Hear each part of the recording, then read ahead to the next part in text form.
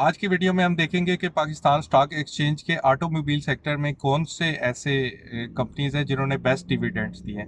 तो उन सब कंपनीज का डाटा मैंने एक एक्सेल शीट में कलेक्ट किया है और ये मेरी एक सीरीज़ की कोई 8वीं 10वीं वीडियो है। तो हम हमेशा एक सेक्टर को ले लेते हैं और उसकी डिटेल्स इसी तरह जमा करते हैं। तो आप इसको देख के फिर बाकी वीडियोस की तरफ भी जा सकते हैं।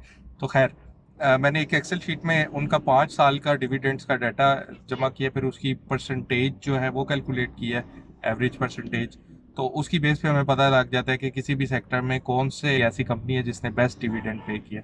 तो कंप्यूटर स्क्रीन पे जाने से पहले और उस सारे डाटा को देखने से पहले मैं जल्दी से नए लोगों के लिए बताता चलूँ कि डिविडेंड क्या होता है। तो जब आप कोई शेयर्स किसी भी कंपनी के खरीद के रख लेते हैं अपने पास, मसलन 1000 शेयर्स आपने खरीदे हैं किसी भी एंग्रो फर्टिलाइजर के, या किसी भी मसलन अगर ऑटोमोबाइल सेक्टर को हम देख रहे हैं तो इंडस मोटर कंपनी के मसलन आपने 1000 शेयर्स खरीद के रख लिए हैं।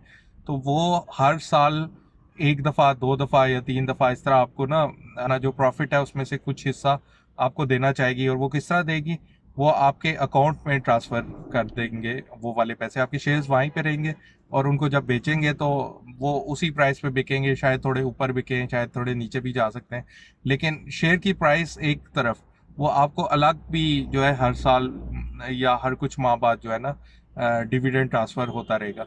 अब फ़र्क ये होता है कि कुछ कंपनीज जो हैं वो सिर्फ जो उनकी शेयर की वैल्यू ऊपर नीचे जा रही होती है उस पर रिलाई करती हैं। कुछ कंपनीज जो है वो डिविडेंड्स भी देती हैं और कुछ कंपनी इस तरह नहीं देती। खैर, ये बाद में हम देखते हैं।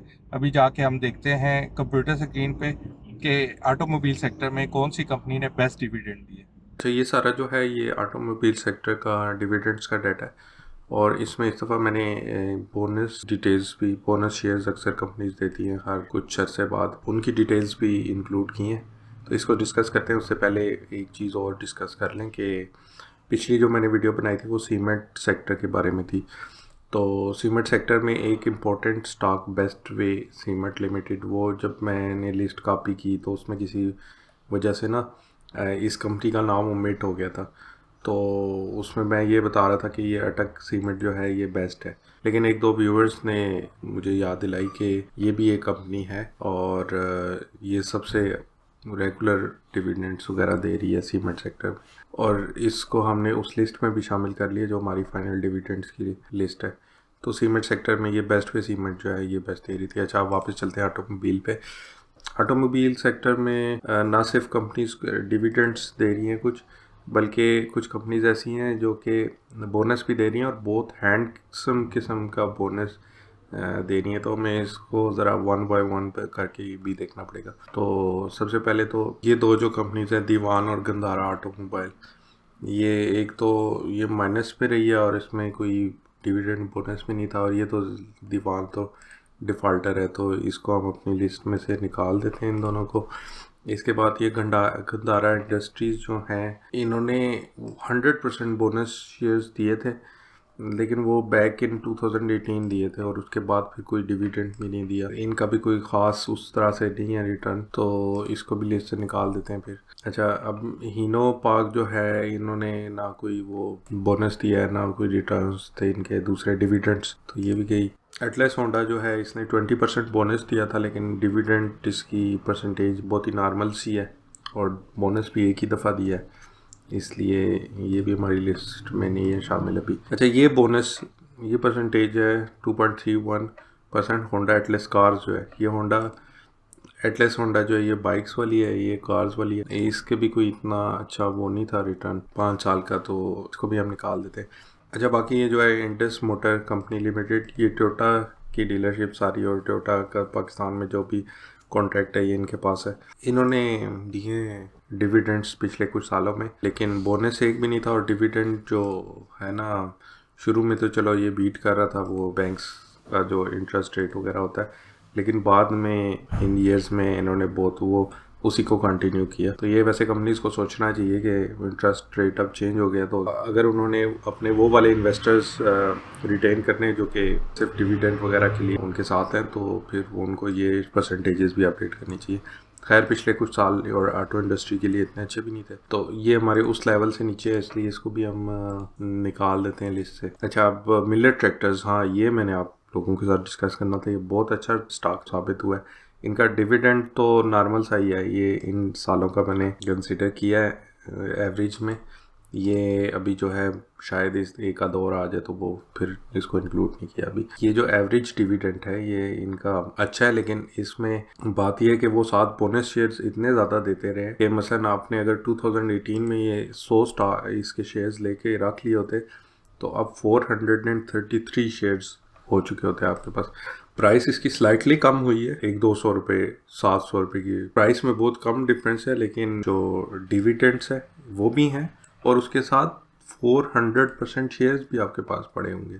यानी कि उस वक्त अगर आपने 100 लिए थे तो अभी 433 शेयर्स आपके पास पड़े होंगे। इतना इन्होंने दिया है, कभी इन्होंने 50% दे दिया है तो 3-4 दफ़ा 20% दे दिया है। तो इनकी ये भी एक बड़ी अच्छी प्रैक्टिस है कि ये साथ साथ जो है वो देते रहते हैं बोनस शेयर्स। बल्कि मैं देख रहा था कि अगर आप किसी ने 2002 में मिलेट ट्रैक्टर्स का 1 लाख रुपए का बस स्टॉक लेके रखे होते तो अभी उसकी मालियत 1 करोड़ से ज़्यादा होनी थी। उस लिहाज से जो है ये मिलेट ट्रैक्टर पिछले 5 साल में भी अगर किसी ने लिए हैं तो वो 4-5 गुना हो चुका होता। उस लिहाज से ये बहुत अच्छा एक डिस्कवर किया है मिलेट ट्रैक्टर्स। ये जो देते हैं ना बोनस शेयर्स, उसकी असल चीज़ है, लेकिन आप देखें उस बोनस शेयर्स की वजह से डिविडेंड भी हमारा बढ़ रहा है। मसलन आपने यहाँ पे अगर आपके पास 100 शेयर्स थे तो इधर आगे 2021 में आते आते तो आपके पास कोई 200-300 हो गए होंगे, तो वो फिर डिविडेंड इन 100 पे नहीं मिल रहा था, ये जो मिल रहा था फिर वो उन 300 पे मिल रहा था। उस लिहाज से देखें तो फिर डिविडेंड का रिटर्न भी बहुत अच्छा है। फिर ये इस लिहाज से फिर मिलर ट्रैक्टर्स को हम अपनी लिस्ट में शामिल कर लेते हैं, ये हमारा फेवरेट स्टॉक हो गया इसमें। अच्छा, फिर इसके बाद आ जाता है park Suzuki motor company limited. इन्होंने जो है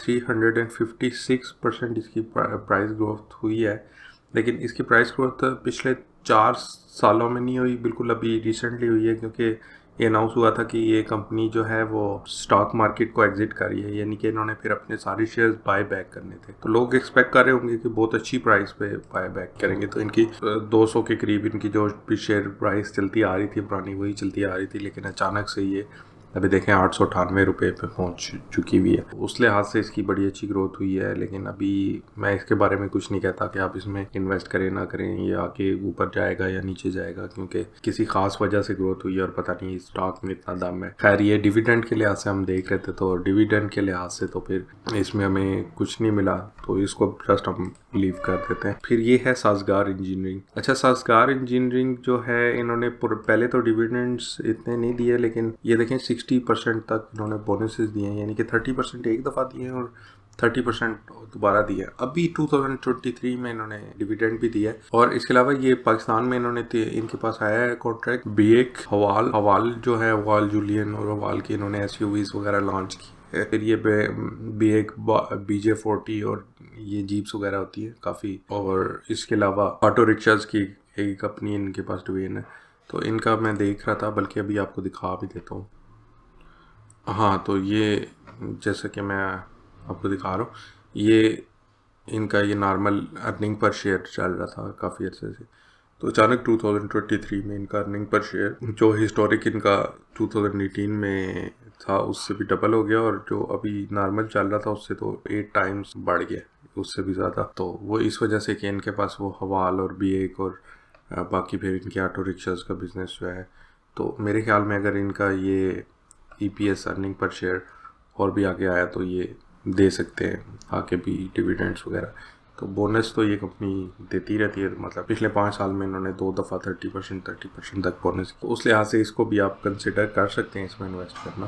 अगर ऑटो सेक्टर में कोई सेकंड स्टॉक है जिसमें कोई इन्वेस्ट करता है तो कर सकता है, तो वो फिर ये हो सकता है। तो खैर, अभी फ़िलहाल हम इसको अपनी डिविडेंड की लिस्ट में तो नहीं शामिल करेंगे, क्योंकि डाटा जो हमारे पास है उसकी बेस पे तो ये वो नहीं लग रहा, लेकिन जो फ्यूचर है फ्यूचर इसका अच्छा लग रहा है। ये फिर 1-2 साल में हम दोबारा देख सकते हैं, ग्रोथ का भी इसमें चांस है। अभी इसके बाद जो ये इसका अर्निंग पर शेयर और इनके पास जो लेटेस्ट कॉन्ट्रैक्ट्स वगैरह हैं, तो फिर हम अपने बेस्ट ऑफ ऑल जो सारे सेक्टर्स की हम एक लिस्ट बना रहे हैं उसमें देख लेते हैं। ये MTL जो है ये कंपनी शामिल होगी, और इसको शामिल करने की वजह यही थी कि एक तो इसके जो डिविडेंड है वो, और स्पेशली जब इसको बोनसेस वगैरह उनको इंक्लूड करते हैं तो वो ये बहुत ज़्यादा अट्रैक्टिव हो जाती है। यानी कि जिसके पास 2018 में 100 स्टॉक्स थे और उन्होंने ना बेचे ना ख़रीदे, लेकिन वो खुद ही बोनसेस की वजह से बढ़ के 433 स्टॉक्स हो गए होंगे अब तक। 4 टाइम्स स्टॉक्स भी बढ़े, और फिर उन 4 टाइम्स स्टॉक्स पे जब इतना डिविडेंड मिलेगा तो ये परसेंटेज, ये जो 20-30% है ना, उस तरफ पहुंच जाती है। तो ये फिर मिलर ट्रैक्टर जो है, इसमें हमें बहुत अच्छा स्टॉक मिला है। बाकी फिर साजकार इंजीनियरिंग वगैरह में भी चांस है। बाकी पाक सुजुकी का मैं नहीं कह सकता कि अभी ये यू टर्न मार ले, क्योंकि पाक सुजुकी का शेयर ना बड़े जल्द अचानक से ऊपर गया। तो जब इस तरह अचानक से ऊपर जाता है तो कोई पता नहीं होता, वो नीचे भी आ सकता है। अभी दिखाता हूँ मैं आपको। हाँ जी, ये पिछला तकरीबन 5 साल का उसका डाटा है।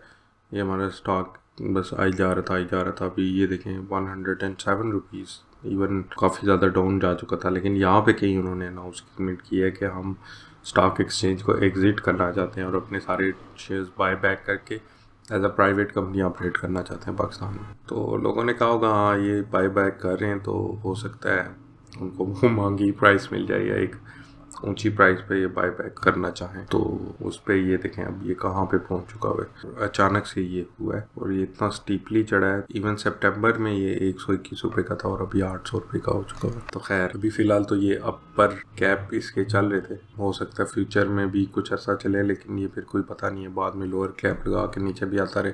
जब लोगों को पता चलेगा, लेट से कंपनी अनाउंस करती है कि हम 400 रुपीज़ पर शेयर पे इसको ख़रीद रहे हैं, तो फिर जाहिर है लोग तो कहेंगे, उनका तो नुकसान होगा। फिर ये एकदम नीचे उसी प्राइस पे आ जाएगा। तो इसके बारे में मैं कोई ना पॉजिटिव ना नेगेटिव कोई फीडबैक देता हूँ, ये आपने खुद देखना है। बाकी फिर वही है ये मिलर ट्रैक्टर्स। अच्छा, बाकी मैं इस तरह की वीडियोस बनाता रहूँगा। हमने तकरीबन ये सारे सेक्टर्स जो हैं वो कवर कर लिए। इसमें power, energy, chemical, fertiliser, insurance, food, sugar और सीमेंट शामिल है अब तक के लिए। और अभी ये ऑटोमोबाइल, इसके बाद फिर ऑटोमोबाइल एक्सेसरीज़ वगैरह का भी एक सेक्टर है, वो भी करेंगे और बाकी सारे सेक्टर्स को भी कवर करेंगे।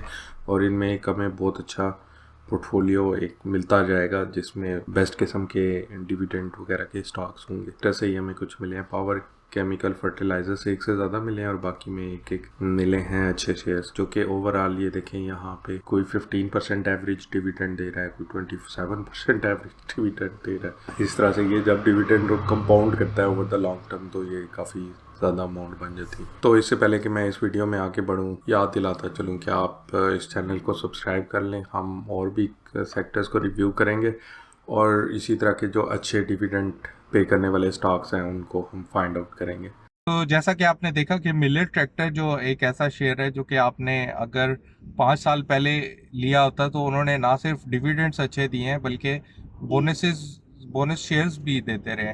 तो वो आपने 5 साल पहले अगर 1000 के शेयर्स दिए होते तो अब 4000 से ज़्यादा पड़े होते, या 100 लिए होते तो 400 से ज़्यादा पड़े होते। इस लिहाज से जो है डिविडेंड भी उनका वो काफ़ी अच्छा था और जो उनका वैसे रिटर्न है वो भी काफ़ी अच्छा था। तो बोनस शेयर्स भी एक डिविडेंड की तरह की चीज़ होती है, लेकिन डिविडेंड में ये है कि आपके अकाउंट में पैसे आ जाते हैं और इस केस में आपको बोनस शेयर्स, यानी कि आपके पास 100 शेयर्स पड़े हुए हैं और वो अगर अनाउंस करते हैं कि 50% बोनस शेयर्स आपको मिलेंगे तो वो 50 शेयर्स आपको अलग मिल जाते हैं। फिर नेक्स्ट टाइम जब अनाउंस करते हैं, इस तरह करते करते मिलर ट्रैक्टर एक ऐसा स्टॉक है जो कि बहुत ज़्यादा उन्होंने दिए हुए कि वो जैसे साजगार इंजीनियरिंग की बात हो रही थी कि उन्होंने पहले तो डिविडेंड्स इतना नहीं दिए, इस दफ़ा दिए हैं। और उनका जो बिज़नेस प्रॉपर जो चला है ना, वो हेवल और दूसरा जो कंपनी थी बेरिएक और उनके अपने रक्षास वगैरह, वो ज़्यादातर अभी उनके कॉन्ट्रैक्ट हुए हैं वो दो, और अभी उनकी वो सेल्स वगैरह ज़्यादा हुई हैं। ईपीएस भी, अर्निंग पर शेयर भी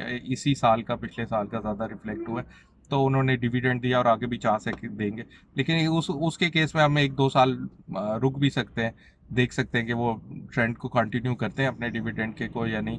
तो मीनवाइल जो मैंने आपके साथ दूसरी डिविडेंड्स की लिस्ट शेयर की हुई है, उसमें से आप परचेज़ करना चाहें स्टॉक्स तो वो कर सकते हैं। सबसे आखिर में ये जो मैं जो भी आपको डिविडेंड स्टॉक्स वगैरह बताता रहता हूँ, वो जो पुरानी लिस्ट है और ये जो नए स्टॉक्स वगैरह हमने फाइंड आउट किए हैं, इसमें कभी भी मेरा बताने का मकसद ये नहीं होता कि आप जल्द से जल्द उनको बाय कर लें। आपने अगर सबसे पहले तो आप उसकी ईपीएस वगैरह देखें, बाकी जाके देखें बाकी चीज़ें, नॉर्मली होते वो वही हैं जो डिविडेंड काफ़ी अच्छा दे रहे होते हैं, लेकिन फिर भी उनको एक राइट प्राइस पे बाय करना भी बड़ा ज़रूरी है। मसलन एग्रो फर्टिलाइज़र वगैरह अभी बिल्कुल टॉप प्राइस पे, लेकिन फर्टिलाइज़र सेक्टर वैसे भी ऊपर जा रहा है आजकल, तो अगर बाय करें तो ठीक है, लेकिन फिर भी अब कुछ सेक्टर्स ऐसे होते हैं, ये कुछ शेयर्स ऐसे होते हैं जो कि अपनी टॉप प्राइस पे होते हैं और बाद में चांस हो सकता है कि वो नीचे आए, तो आप थोड़ा वेट भी कर सकते हैं। अब जैसे अगर इन दिनों मैंने एंग्रो बाय करना हो तो उसको मैं थोड़ा सा बाय करूंगा, मसलन जो अपनी जितने का मैं बाय करना चाह रहा हूँ मे बी उसके 20% का बाय करूंगा, फिर 20% का अगले माह बाय करूंगा, क्योंकि वो अपने टॉप लेवल पे, और अगर आज वो मैं बाय कर लेता हूँ और अचानक से नीचे आता है तो मेरी सारी जो इन्वेस्टमेंट है उसकी वैल्यू कम हो जाएगी। इसी तरह बाकी शेयर्स में भी आप देख सकते हैं, अगर तो कोई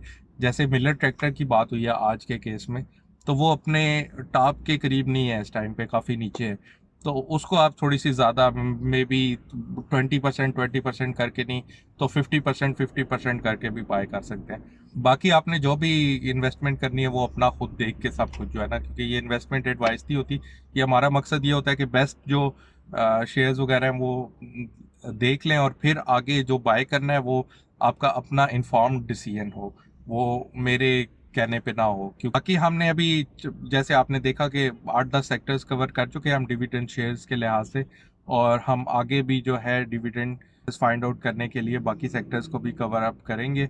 तो आप इस चैनल को सब्सक्राइब कर लें। बाकी ये वीडियो अच्छी लगी हो तो इसको लाइक कर दें। लाइक करने से वैसे भी यूट्यूब एल्गोरिदम जो है वो इस वीडियो को और ज़्यादा बूस्ट करेगा और वो ज़्यादा लोगों तक पहुँचेगी। Thanks for watching, see you in the next one, और डू सब्सक्राइब ताकि आप नेक्स्ट टाइम जो है ये मेरी वीडियो आप तक पहुंच जाए। अभी 30 सेक्टर्स हैं, उन सबको करना है और बहुत ज़्यादा आगे अच्छे शेयर्स आने वाले हैं। Thank you.